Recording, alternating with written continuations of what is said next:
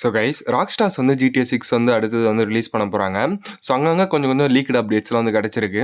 So அது என்ன அப்படின்னு சொல்லிட்டு டீட்டெயிலாக இந்த வீடியோவில் பார்ப்போம். அதுக்கு முன்னாடி நான் எப்பவுமே சொல்கிற மாதிரி தான், சேனலை சப்ஸ்கிரைப் பண்ணாமல் பார்த்துட்டு இருக்கவங்க மறக்காமல் சப்ஸ்கிரைப் பண்ணி வச்சுக்கோங்க. அப்போ தான் அப்புறம் எல்லா அப்டேட்ஸும் உடனே வந்து சேரும். ஸோ இப்போ ஸ்ட்ரைட்டாக மெயின் அப்டேட்டுக்குள்ளே போயிடலாம். ஃபர்ஸ்ட் வந்து GTA 6ஓட கேரக்டர்ஸ் எதை இன்ஸ்பிரேஷனாக எடுத்து பண்ணியிருக்காங்க அப்படின்னு சொல்லிட்டு நிறைய பேருக்கு வந்து தெரியல.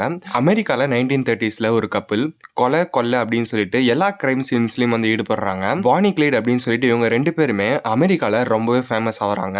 1930sல என்னதான் இவங்க தப்புகள் செஞ்சாலும் நிறைய பேர் வந்து இவங்க இன்ஸ்பிரேஷனா எடுத்துட்டு கப்புள்ஸ்னா இவங்கள மாதிரி தான் இருக்கணும் அப்படின்னு சொல்லிட்டு நிறைய பேர் வந்து இன்ஸ்பிரேஷனாகவும் எடுத்திருக்காங்க. இவங்க ரெண்டு பேரை பத்தியும் நிறைய புக்ஸும் நெட்ஃபிளிக்ஸ்ல வந்து படமாவும் வந்து ரிலீஸ் பண்ணியிருக்காங்க. இப்படி ஜாலியா சுத்திட்டு இருந்த இந்த கப்புள்ஸ் போலீஸ் ஷூட் அவுட்ல வந்து ரெண்டு பேருமே வந்து இறக்குறாங்க. இந்த ரியல் லைஃப் கேரக்டர்ஸான பானி கிளைட இன்ஸ்பிரேஷனா எடுத்துதான் GTA 6ல ஜெய்சன் லூசியா அப்படின்னு சொல்லிட்டு கேரக்டர்ஸ் வந்து பில்ட் பண்ணியிருக்காங்க. அடுத்தது GTA 6 மேப்ஸை பத்தி பார்ப்போம். GTA 6 மேப்ஸ்ல கிட்டத்தட்ட 6 ஸ்டேட்ஸ் வந்து கொடுத்துருக்காங்க. கன்ஃபார்மான மேப்லாம் மட்டும் பார்ப்போம். ஃபர்ஸ்ட் வந்து மவுண்ட் காலகா, அப்புறம் போர்ட் கல்ஹான், அப்புறம் வந்து கிராஸ் ரிவர்ஸ், ஃபோர்த்தா வந்து ஆம்ப்ரோசியா, ஃபிஃப்த் பிளேஸ்ல வந்து லினோடா கீஸ், அப்புறம் மெயின் பிளேஸான ஒய் சிட்டி வந்து இருக்கு.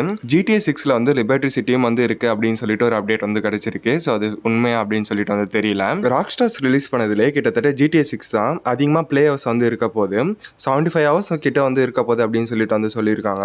GTA 6ஓட பிரைஸும் வந்து அதிகமாக தான் வந்து கோட் பண்றாங்க.